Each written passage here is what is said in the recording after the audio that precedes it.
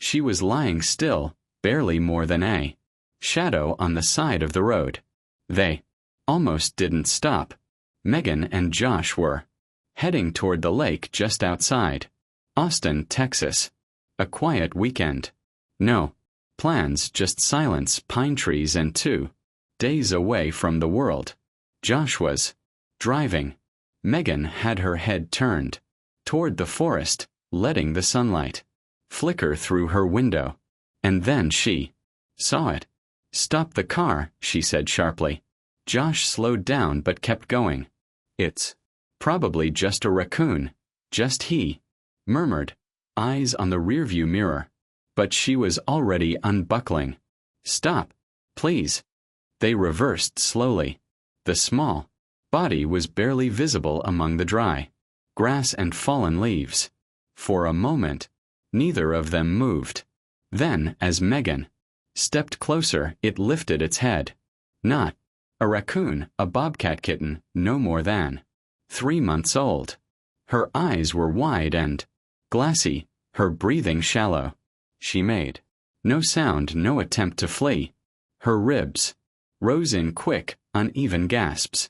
Megan's hands were trembling. "She's dying," she whispered. Josh hesitated. "That's a wild animal."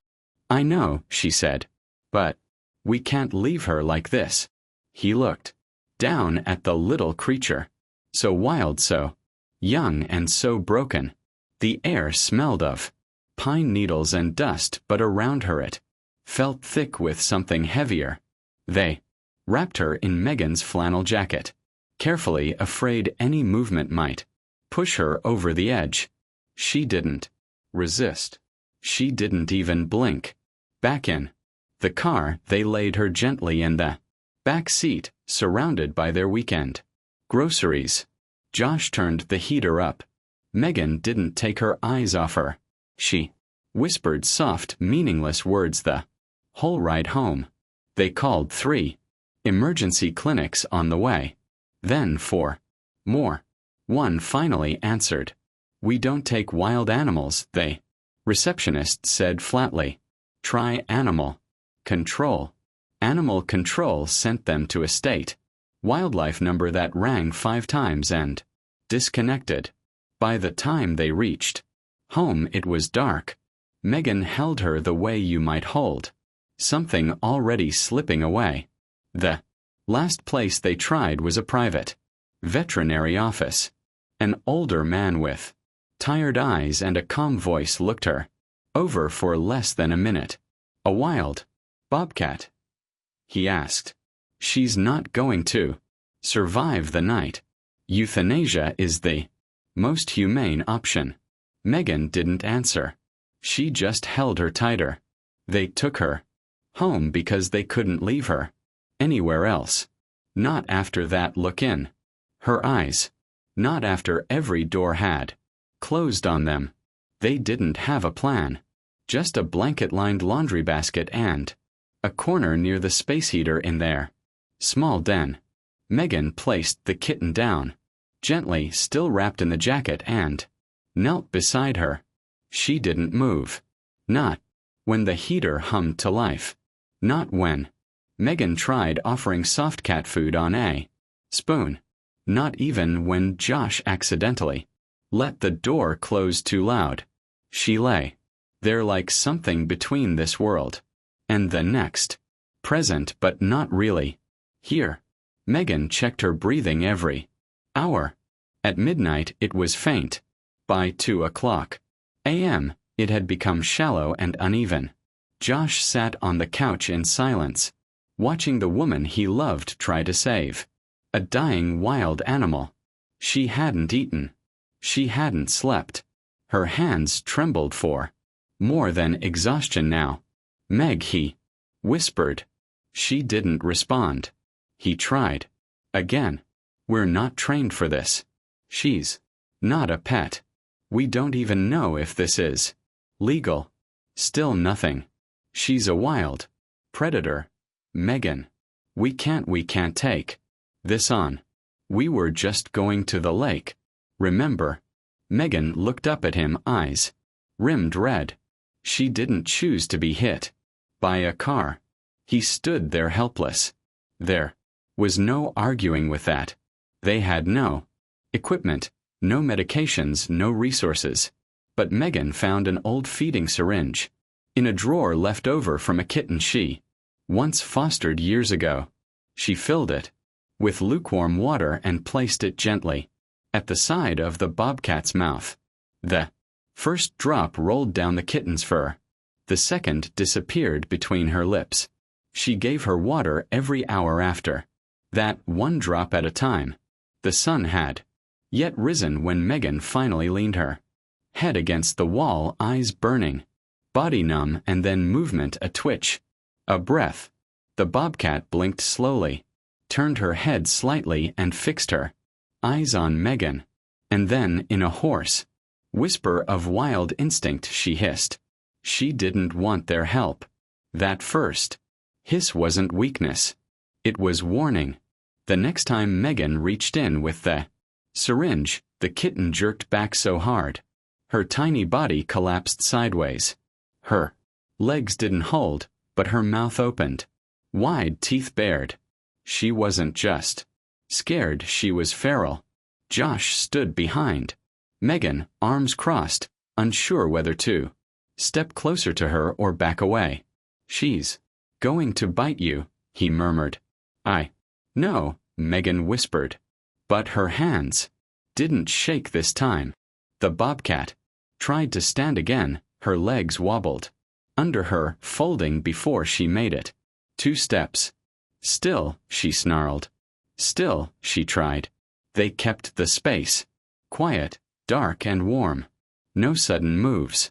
Megan sat by her for hours, just breathing near her, letting her know, I'm not going anywhere.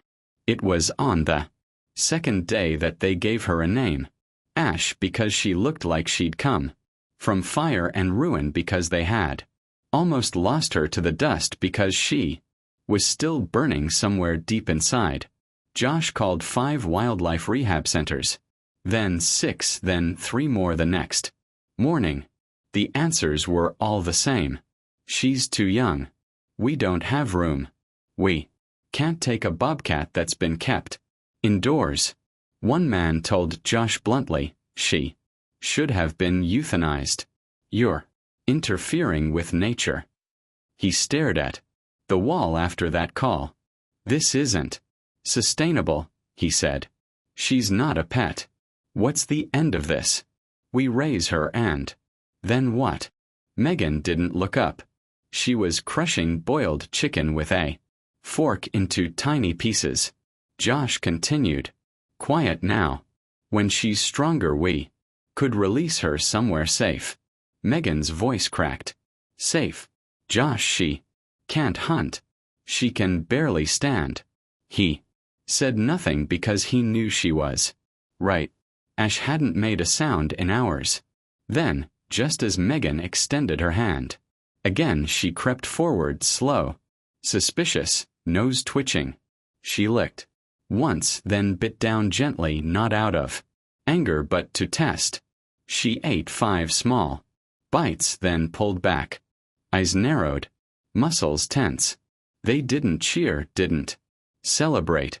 She ate like it was a war she hadn't yet decided to lose. And every time she glanced up at them, her eyes screamed the same thing. I don't trust you. I don't need you. I'm still afraid. By the end of the week she could stand without collapsing. Her steps were clumsy at first, legs wobbling, tail flicking like a compass, trying to find north. But she was moving, exploring, watching. She still flinched at sudden sounds, still crouched low when Josh walked in the room, still refused to let anyone touch her for more than a second. But she was no longer the silent, broken shape they'd pulled off the roadside. She was waking up. Megan spent every free moment researching bobcat behavior.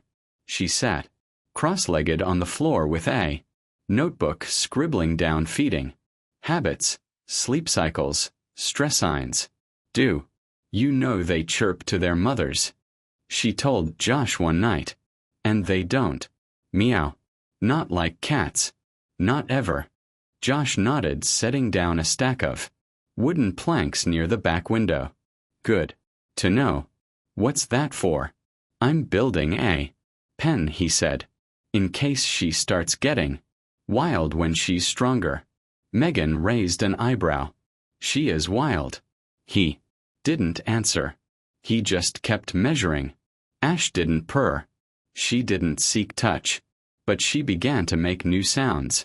Low, throaty, that echoed down the hallway at night. Sometimes a soft growl, deep and strange from such a small body. The first time she made that sound, Megan froze. That's not a kitten, she whispered. Ash stood in the corner, eyes glowing in the dim light, mouth open. Just slightly. She wasn't being aggressive, just speaking. Josh stepped closer, and she stopped. Watched him, didn't run. They'd been thinking of her as a baby, a fragile, lost creature. But she wasn't just small. She was something ancient in a young body, and she was growing fast. That night, Megan sat beside her. No expectations, just presence, the way she'd done on that first night. Ash didn't move for a long time, but slowly, cautiously, she walked over. She didn't hiss. She didn't flinch. She simply lowered her head and placed it gently in Megan's lap. It happened on a Tuesday morning, 2 weeks after they found her. A white SUV pulled into the driveway, unannounced. No decals, no lights, just official-looking faces and calm, practiced voices. One held a clipboard.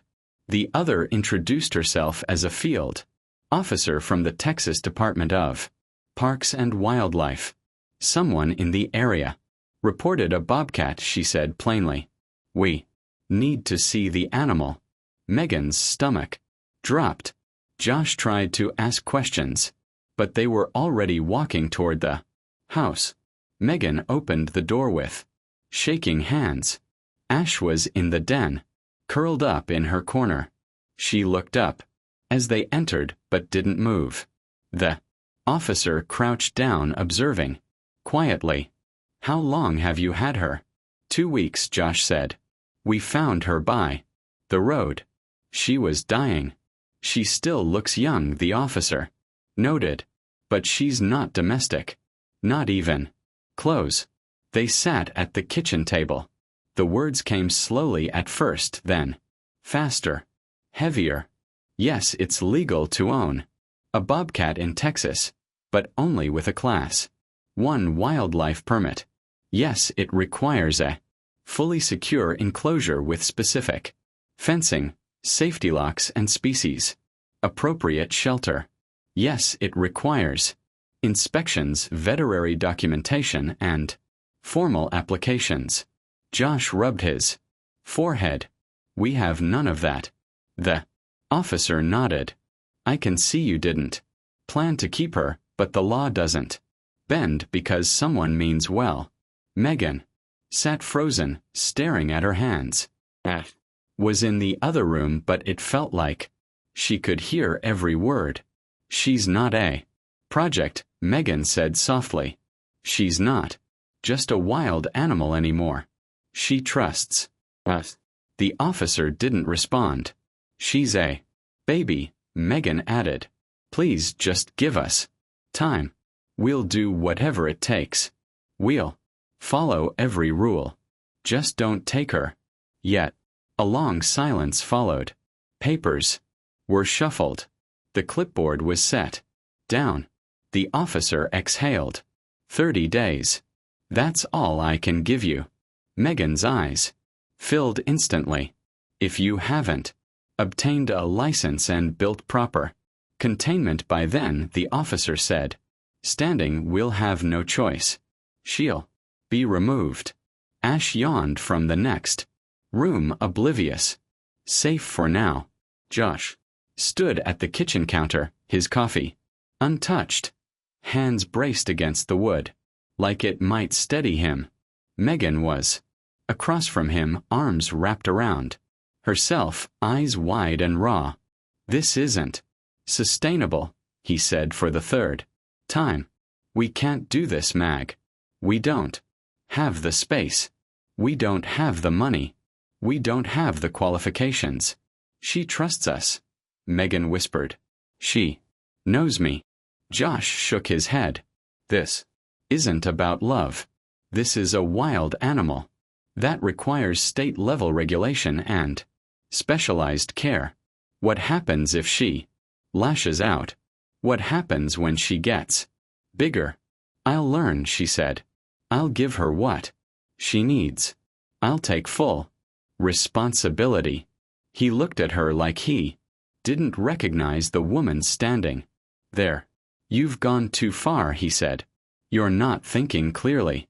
You're obsessed with her." Megan didn't flinch. "I know exactly what I'm doing." Her voice cracked, but she kept going. "She was supposed to die, Josh. Everyone gave up on her, but she didn't give up. She's alive because we didn't turn away. And I'm not going to start now." He turned away from her, jaw tight. Silence filled the room. "Then you really want to fight for this?" She nodded once. Josh exhaled slowly. "Then we do it right all the way. No shortcuts." That night they sat side by side and opened the state wildlife website. The list of requirements was longer than either of them expected. Secure fencing, multiple layers of containment, annual vet inspections, a minimum land area, formal training, liability waivers, and the license alone would take weeks if they qualified. The next morning, Josh spoke to his boss, then gave notice.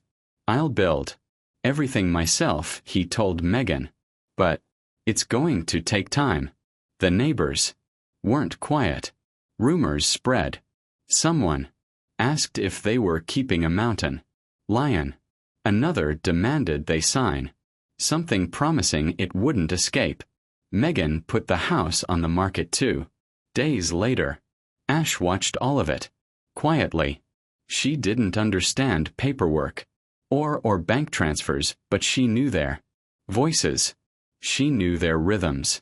And when the moving truck came, she climbed into her carrier without a sound. They drove 2 hours outside of Austin to a patch of dry land surrounded by oaks and mesquites, zoned agricultural, fenced, private, a place where wild could stay wild without having to hide. It started with silence. Ash stopped chirping, stopped pacing, stopped watching them from her usual corner with that restless, wild energy. Then she stopped eating. Megan tried everything. Fresh meat, warm broth, her favorite raw chicken strips. Ash turned her head from all of it. She didn't growl. She didn't hiss. She just lay there, eyes half closed, as if sinking back into whatever darkness they'd once pulled her from. By the third day, she wouldn't lift her head. Panic set in fast.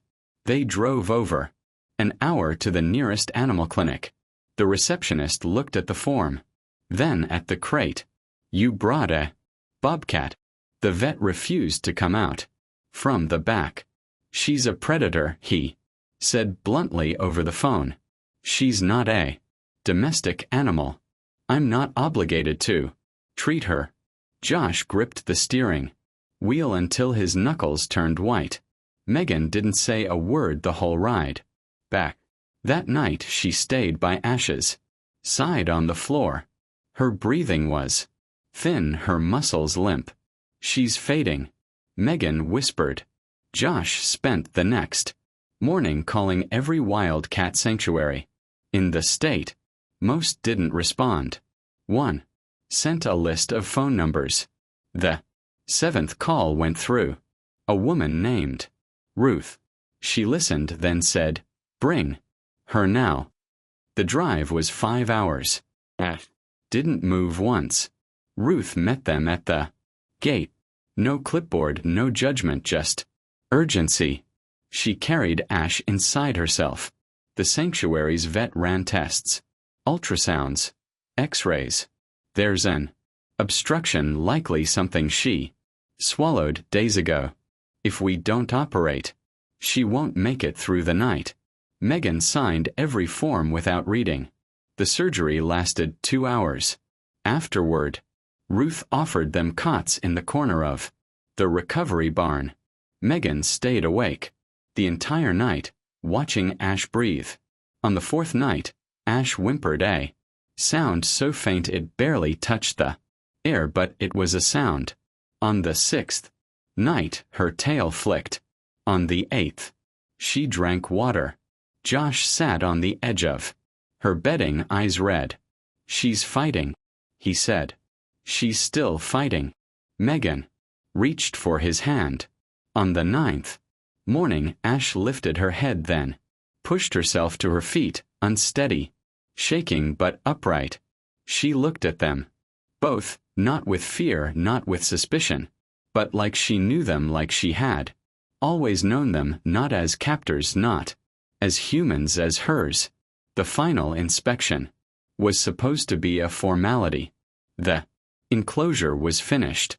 Reinforced steel, fencing, double gates, locked feeding, ports, shade, water lines, every requirement checked off one by one. The training was complete, the applications submitted, the fees paid. They had done everything the law demanded. The inspector walked the perimeter twice, clipboard in hand. He tested the latches, noted the slope of the shelter roof, measured the fence height. Ash watched him from inside, calm, alert, her golden eyes following his every move. Josh and Megan stood nearby, hearts pounding. When he returned to them, he gave a slow nod. Structure looks solid. Vet sign-off is here. County clearance check. State Wildlife Board. He stopped, frowned. Who approved your external agency certification? Josh blinked. What? The inspector flipped a page toward them. You need a secondary approval from Animal Regulatory Group 4B. It's required for exotic species on properties zoned under this classification. Megan's breath caught. No one told us that. The inspector shrugged. It's in the code. I'm sorry, but without this signature I can't issue a license. Technically, you're not in compliance. Josh's hands curled into fists. There has to be another way. There isn't. They had 72 hours left on their temporary hold. After that, Ash would be confiscated. That night, they didn't speak much. The silence was heavier than any argument could have been. At 3:45 a.m., Megan got out of bed. She was dressed and ready. Before Josh opened his eyes, I'm going, she said softly, to the agency office. I'll wait all day if I have to. Josh didn't argue. He just handed her a coffee in a travel mug and kissed her forehead. The drive was 3 hours through early fog and empty roads. The waiting room was cold. The receptionist didn't look up for the first 10 minutes. At hour 2, Megan filled out 6 more forms. At hour 5, the supervisor left for lunch without explanation. By hour 8, she was still sitting in the same chair. At hour 9, just before closing, they called her name. The man behind the desk looked tired. This is for a Bobcat, he asked. Yes, she whispered. He read through her folder, then signed. No fanfare, no speech, just ink. When Megan stepped back into the driveway that night, Josh was waiting with the inspector. The license was printed, signed, stamped, official. On the very day Ash was supposed to be taken, they were handed The document that said she could stay. Ash was no longer small. Her legs had lengthened. Her shoulders grown broader. Her spots had deepened into sharp patterns across a dense muscled coat. She moved like wind across stone, fluid, precise, always aware. But she never tried to leave. She had a full enclosure, now built to sanctuary standards, logs. For climbing, shaded corners for napping, a clean pond she dipped her paws into during the heat. But every night, without fail, Ash would make her way to the house. She'd sit just outside the back door, silent, unmoving, watching the light spill from the kitchen window. Megan started leaving. The door cracked open, not wide enough for her to come in, just enough to say, "You're welcome here." Josh would glance out and shake his head, half smiling. "We've got ourselves a wild daughter." Ash didn't like new people. She flattened herself low when visitors came, eyes pinned, ears back. But she never lashed out, never struck.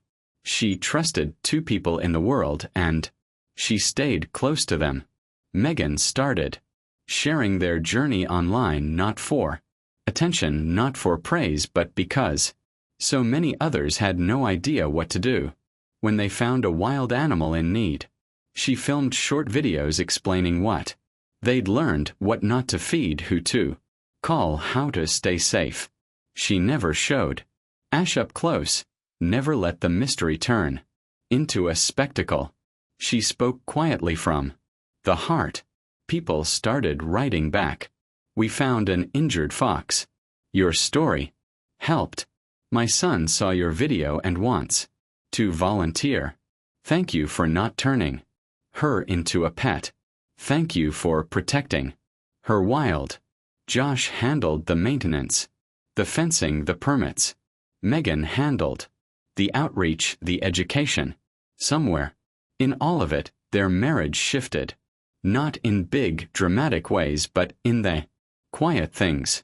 The way Josh brought her coffee before she asked. The way Megan leaned into his silence when things got overwhelming. Ash had come to them, fragile, nearly lost. And through the months of learning, building, sacrificing, something in them healed, too. She wasn't just a rescued animal. She was the thread that pulled them back toward each other. They had saved her. But the truth was Ash had saved them. 1 year later, Ash was fully grown. Her body had the grace of a shadow and the strength of something ancient.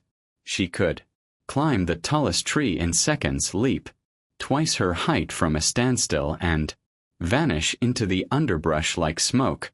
She was in every way a wild animal, and she could have left. Legally, ethically, even by instinct, Ash had reached the point where release was an option. But she never wandered far. Every time the gate was open for cleaning, every time the fence was checked or the habitat refreshed, Ash stayed close. She roamed, explored, but always returned by sunset. Always settled back into her favorite corner of the enclosure or curled herself beneath the back deck. She had chosen her place, and so had they. Josh and Megan used their land to open something new, something small but growing, a rescue center focused on injured or orphaned wild animals. Not pets, not exhibits, just a temporary haven for those caught between survival and surrender. Raccoons with broken legs, hawks with damaged wings, fawns without mothers. They called it Ash Haven. People began visiting. Students, wildlife officers, families with too many questions and not enough answers. They walked the paths, peeked at recovery shelters, listened to Megan's calm voice as she spoke about wild instincts and human responsibility. And always they asked the same question. That one, they'd say, pointing toward the enclosure where Ash watched quietly from the shadows.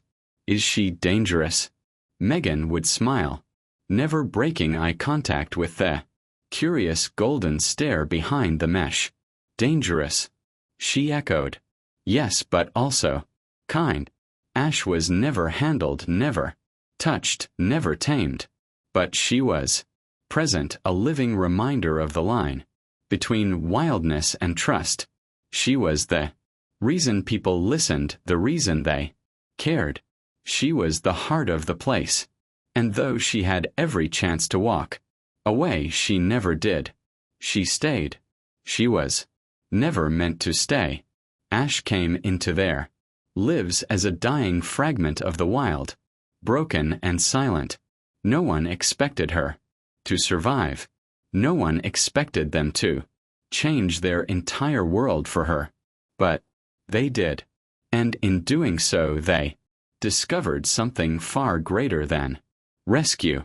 They discovered what it means to choose love over fear, commitment over convenience, wildness over control. Ash never wore a collar, never purred, never let herself be owned. But she let herself be near. She chose them again and again. Not because they caged her, but because they didn't. Megan once said, "She reminds me every day that love isn't always soft. Sometimes it has claws and you care for it anyway." Josh still calls her our wild daughter. She watches the sunrise from her perch in the oak. At dusk she circles the house once like a guardian. Visitors come and go. Animals heal and move on. But Ash remains because home isn't about walls. It's about choice. Every story here on Hope and Fur reminds us about the incredible power of compassion and how crucial it is to support animals in need. When you watch and share these stories, you're helping more rescued animals find the love, care, and homes they deserve. This animal's journey from rescue to rehabilitation shows just how important non-profit rescue groups really are. Caring for rescued animals is more than love. It's responsibility, animal welfare, and wildlife conservation. Join us at Hope and Fur, where every story becomes a voice and every voice becomes